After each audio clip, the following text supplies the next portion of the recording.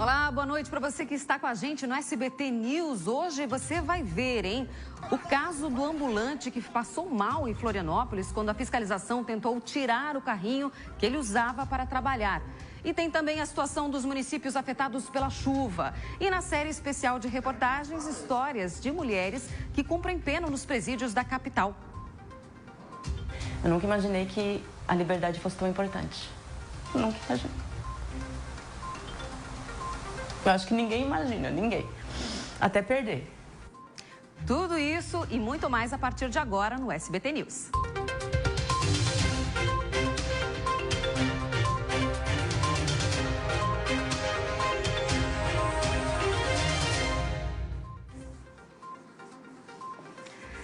Olá, para você que está ligado na programação do SBT, olha só, a gente tem um monte de novidades. Eu sou a Bruna Hatke e a partir de hoje vou estar com vocês aqui nessa programação noturna com muitas informações de todo o estado para você saber, ficar bem informado e também com um monte de coisa nova para você interagir junto com a gente. Vai ter um monte de ferramenta de tecnologia para você ficar ligado, você ter acesso a conteúdos exclusivos junto com a gente. Então você não pode perder que daqui a pouquinho a gente vai trazer aí todos os detalhes para você que nos acompanha diariamente poder ficar bem informado e ainda ter acesso a vários conteúdos exclusivos. Olha, a gente mostrou hoje aqui na programação, no Jornal do Meio-Dia, um caso que aconteceu aí no fim de semana com um ambulante que foi trabalhar na praia e aí a fiscalização acabou interceptando ele e muitos outros. E a gente, inclusive, mostrou essas imagens e estamos mostrando novamente porque elas foram filmadas aí pela população que estava no local. Eles não poderiam estar trabalhando ainda, né? Porque ainda não permite essa licença, a temporada de verão ainda não começou para os ambulantes. Esse caso aí acabou gerando uma repercussão enorme nas redes sociais e a gente conversou com o representante da prefeitura, ele falou sobre esse caso. Dá uma olhada. Nós tivemos um confronto na retirada de um dos carrinhos de um dos ambulantes irregulares, porque só tem autorização para trabalhar na praia agora a partir do dia 15 de novembro, quem participou do edital e foi sorteado. Na hora em que nós fomos fazer a retirada desse carrinho, ele revidou, a população que estava presente, ela contribui com o ato do ilegal, né? Nesse tumulto que se gerou, a polícia militar em que estava junto conosco se deparou que ele estava com uma faca, né, que ele utilizava na questão do alimento dele, e essa faca acabou, claro, no momento do tumulto, furando a mão do nosso fiscal. Gente, esse caso está dando o que falar, viu? É claro, né? Teve essa repercussão toda. O rapaz passou mal na hora que o carrinho estava sendo retirado. A esposa dele também ficou indignada e começou a gritar ali com os fiscais da prefeitura. E a gente acompanhou todo esse caso. A nossa equipe ouviu também o representante da categoria dos ambulantes sobre esse caso e sobre o que é preciso, então, para estar regular e poder exercer essa atividade. Vamos ver agora na reportagem. No nosso ponto de vista, mesmo ele precisando, como é a situação de tantos outros centenas de famílias que precisam desse trabalho, mas ele é um dos trabalhadores que, entre os demais que precisa, talvez seja entre os que esteja mais privilegiado. Por quê? Porque tanto ele como a esposa, que aqui os dois que aparecem no vídeo, estão beneficiados. Os dois foram habilitados nesse verão para trabalhar. E aí também nós, a associação, sempre recomendamos e não apoiamos de maneira, em hipótese alguma, a forma do ambulante, da agressão à fiscalização, do ameaça à fiscalização, mas sempre orientamos o respeito aos órgãos fiscalizadores, porque tem que fiscalizar, senão vira bagunça. A ambulante Kisele quer estar dentro da lei. Ela foi uma das mais de 1.000 pessoas que estarão credenciadas nessa temporada. A gente faz a inscrição, participa do edital. Na realidade, o certo é ler todo o edital do início ao fim e ver a data que a gente está realmente habilitado. Nesse edital, por exemplo, já diz que a gente está habilitado a partir do dia 15 de novembro. Então, a partir dessa data, seria a data correta para a gente estar na praia. Ganho dinheiro e no final do verão, a gente está sorrindo um pouquinho daí. Nessa temporada, a Prefeitura recebeu mais de 8.000 inscritos para 1.009 vagas de ambulantes. A partir de sexta-feira, dia 15 de novembro, os credenciados já podem colocar os pés na areia e começar a trabalhar. O prazo dos alvarás de licença será válido até 12 de abril de 2020. Falta bem pouquinho, né, para que os ambulantes aí possam estar nas praias, trabalhando, então garantindo esse extra aí para muitos deles também. O fundamental é aquilo que acaba sustentando o ano inteiro, né? E olha só, hoje você vai ver ainda aqui no SBT News que em Chapecó 2 adolescentes foram esfaqueados no sábado à noite e a gente quer saber como será que isso aconteceu, hein? Porque a história tá meio esquisita, viu? A gente vai trazer já todos os detalhes desse caso para você e aí você fica ligado porque a gente tem, inclusive, o fato ali como aconteceu, quem foram os suspeitos e quem são os suspeitos desse crime, já a gente traz os detalhes. Até agora, pelo menos 7 cidades, gente, têm risco de deslizamento por conta do grande volume de chuva registrado aqui em Santa Catarina nessas últimas horas. Camboriú lidera o ranking, por lá choveu 131 milímetros de ontem para hoje. Já no sul do estado, a situação de Grão-Pará também preocupa e já foi registrado 100 milímetros de chuva de ontem para hoje lá na cidade. De acordo com a Defesa Civil Municipal, o trânsito está complicado em todas as ruas da cidade e apenas uma família ficou desalojada diante da situação.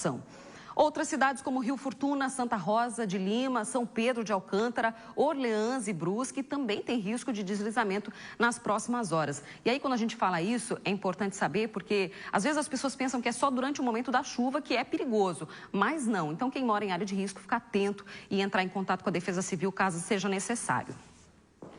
E uma enxurrada, falando ainda dessa situação, atingiu Lages, na Serra Catarinense. Mais de 20 bairros foram atingidos pela chuva. A gente vai ver aí como os moradores estão se recuperando dessa história, porque aconteceu agora, de ontem para hoje. Dá só uma olhada. O prejuízo da Cláudia foi grande. A água veio rápido, não deu tempo de tirar nada. Tudo muito rápido, daí eu estava ali na mãe, daí quando nós viemos a rua já estava alagada, daí eu vim aqui em casa, só deu tempo de erguer umas coisas e daí começou a entrar água. A gente compra com tanto sacrifício, né, para uma hora dessa vir a água e acabar com tudo, né. De acordo com a Defesa Civil, as ocorrências ainda estão sendo registradas, mas devem passar de 300 nos mais de 20 bairros atingidos. O rio Cará, que ficou a mais de 3 metros acima do seu nível normal, também já está baixando.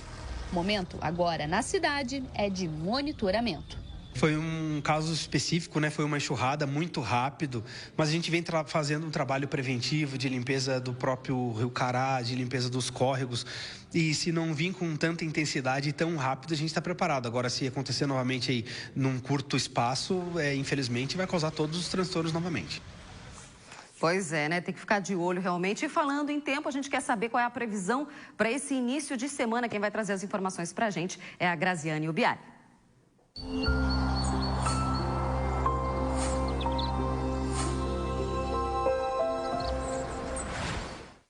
Oi, Bruna. Pois é, a semana que começou chuvosa em algumas regiões já tem mudanças. Para essa terça, o tempo vai estar mais aberto.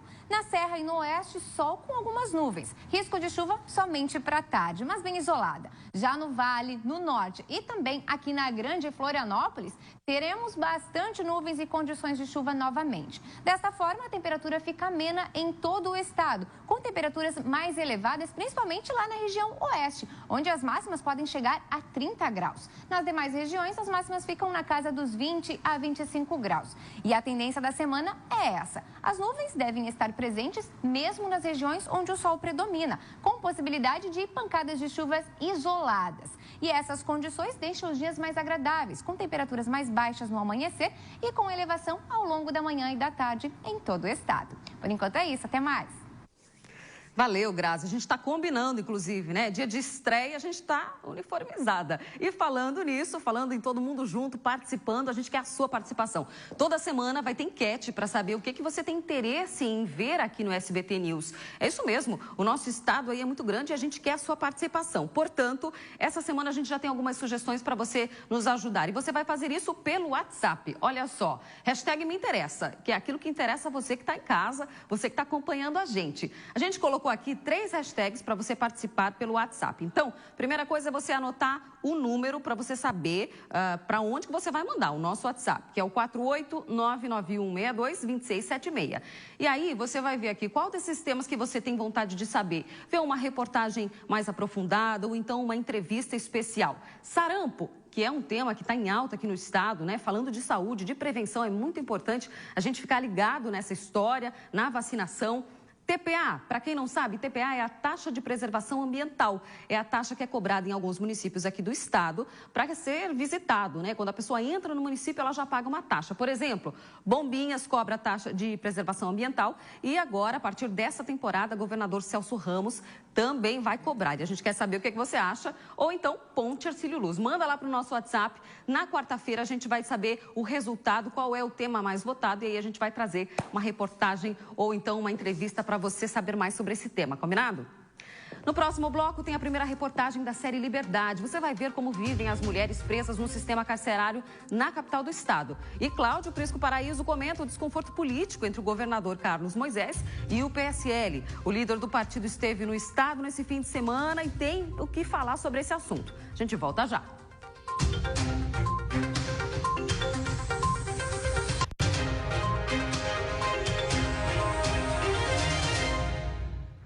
SBT News está de volta para falar que nós estamos com várias novidades. Eu já contei alguma coisa para vocês antes e agora vou falar de novo porque a gente vai trabalhar com um novo conceito, uma linguagem diferente para você e uma delas é essa daqui, olha, o QR Code. Você já ouviu falar?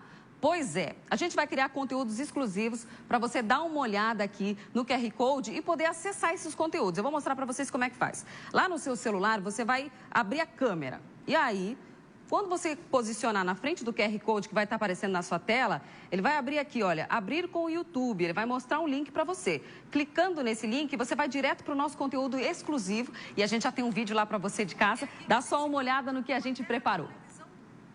E para isso a gente vai te mostrar como e onde a notícia começa, todo o processo que ela leva para chegar até aqui nos estúdios e, consequentemente, aí na sua casa. Esse programa é especial, justamente para você conhecer os bastidores da notícia. Um novo news, uma nova forma de fazer notícia. A matéria completa você confere nas nossas redes sociais. O QR Code abaixo te leva direto para a matéria. Então, você está vendo aqui, ó, no cantinho da tela, esse QR Code, faz ali o que eu ensinei e aí você pode acompanhar certinho. Você já imaginou como é a vida dentro da prisão? Hoje a gente vai exibir a primeira reportagem da série Liberdade. A vida atrás das grades, que conta a história de mulheres presas que têm a oportunidade de se sentirem livres e conquistarem um novo começo.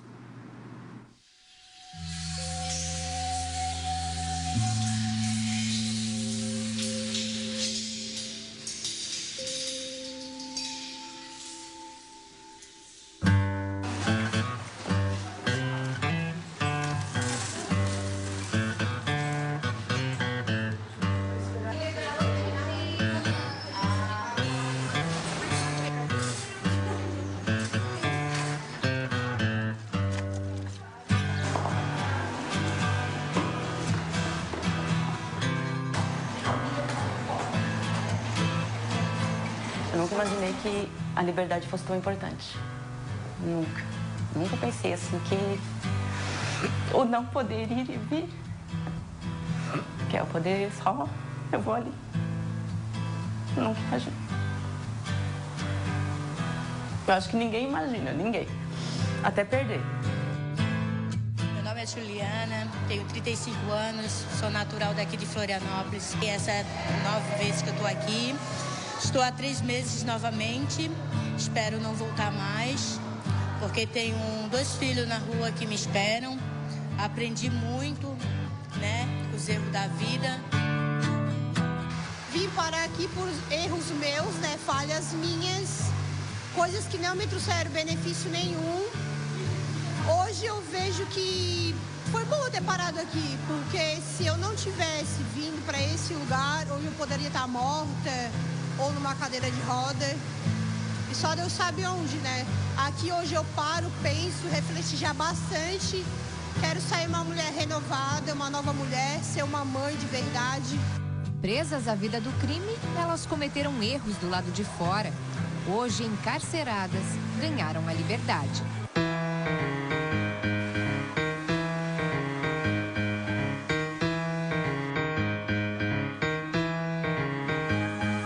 Nas mãos, além do secador de cabelo e da escova, a oportunidade de aprender algo novo e conquistar espaço quando estiverem novamente convivendo em sociedade.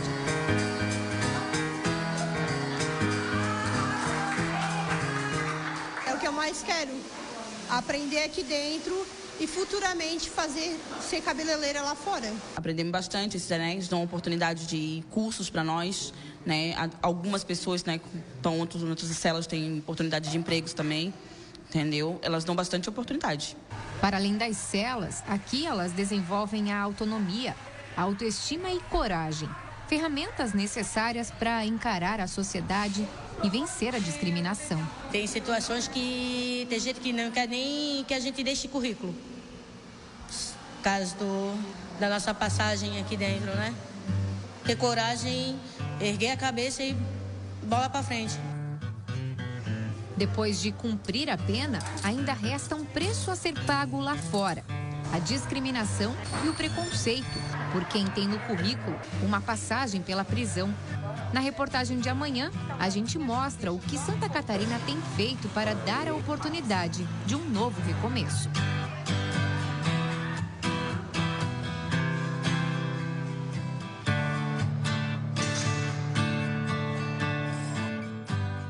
Tá aí, bela reportagem feita pela nossa equipe, Graziane Ubiali, e um monte de gente ajudando a fazer essa reportagem. E olha, além de liberdade, devia se chamar empatia. A gente também tem que aprender a refletir sobre essas coisas. E vamos falar sobre outro assunto, porque a passagem do Eduardo Bolsonaro nesse fim de semana por Santa Catarina só confirmou o rompimento entre o governador Carlos Moisés e o presidente. O Cláudio Prisco Paraíso está aqui para comentar isso. Boa noite. Boa noite, seja bem-vinda, Bruna. Obrigada, obrigada. E parabéns pelas desenvolturas já na estreia. Muito obrigada. Vamos falar de ruptura, então, é isso, Prisco? Ruptura definitiva, Bruna, entre o governador e o presidente da República.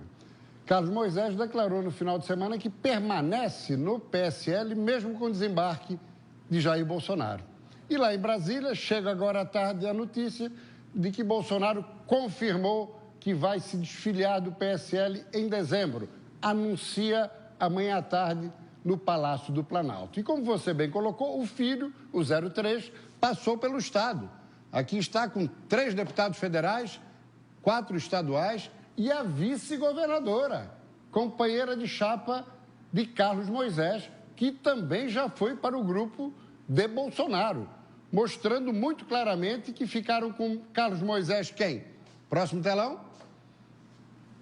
Fábio Chioquete, deputado federal, e os 2 estaduais, Ricardo Alba e Coronel Mocelin. Os últimos 2, inclusive, estiveram lá em Criciúma na sexta-feira prestigiando Eduardo Bolsonaro, mas continuam alinhados ao governador. E os 2, Bruna, pré-candidatos às prefeituras de Blumenau e Itajaí. Pois é, Prisco, para a gente encerrar, eu queria saber uma coisa. Quem é que puxa voto aqui em Santa Catarina? Carlos Moisés ou Bolsonaro? É isso mesmo. Moisés nunca exerceu um mandato, nem mesmo de vereador. Surgiu como candidato ao governo de quem? De Jair Bolsonaro, cuja onda 17 elegeu 10 deputados em Santa Catarina, o governador e a vice. Vamos ao telão, mostrando o resultado do segundo turno nas eleições passadas. Mais de 1,5 milhão de votos de vantagem de Moisés em relação a Merizio, 71% dos votos. Não resta a menor dúvida. O dono do voto, o grande eleitor em Santa Catarina, é Bolsonaro. Se Moisés vai crescer, aí vai depender da sua performance como governador. A gente segue acompanhando. É isso aí. Obrigada, Prisco. Tá, boa noite para você. E olha, a gente vai agora ao norte do estado, porque hoje uma perícia foi feita em Araquari para descobrir as causas de um grande incêndio que aconteceu nesse fim de semana. Quem tem as informações é a Carolina Fernandes. O incêndio aconteceu no sábado, mas ainda ontem os bombeiros trabalharam no combate a alguns focos. Hoje foi realizada uma perícia no local e a principal suspeita é que o fogo começou depois de um curto-circuito. No prédio funcionava uma empresa de reciclagem e haviam muitos materiais inflamáveis, o que fez com que o fogo se tornasse de grandes proporções. Bombeiros de 6 cidades atenderam a ocorrência, além do Águia da Polícia Militar. Ao todo, 75 mil litros de água foram usados. Durante o domingo, os bombeiros voltaram cerca de 6 vezes no local para combater os novos focos. A estimativa, segundo o Corpo de Bombeiros, é que o resultado dessa perícia saia ainda nesta semana. E, Bruna, na última sexta-feira, 3 pescadores desapareceram da Baía da Babitonga. Hoje, a Marinha seguiu com as buscas. Os 3 pescadores fizeram um último contato com familiares na noite da sexta-feira. A Capitania dos Portos foi notificada e as buscas começaram ontem. A embarcação de alumínio dos pescadores foi localizada na Ilha dos Herdeiros e ela estava sem motor e sem nenhum outro material de pesca. As buscas agora continuam para achar os tripulantes. Carolina Fernandes, para o SBT News. É isso aí. Aquela história dos adolescentes esfaqueados aí no fim de semana em Chapecó, a gente vai trazer amanhã todos os detalhes, porque nem dá mais tempo hoje, viu? Agora, para encerrar, você lembra da história da gata Lola, que desapareceu em Blumenau? O dono dela, o João, de 8 aninhos, espalhou cartazes pedindo ajuda para encontrar a gatinha. E depois de 2 semanas, o final feliz. Ela foi encontrada e com essas imagens aí a gente encerra o programa de hoje. Uma excelente noite para você. Obrigada pela sua companhia e a gente volta a se encontrar amanhã. Até lá!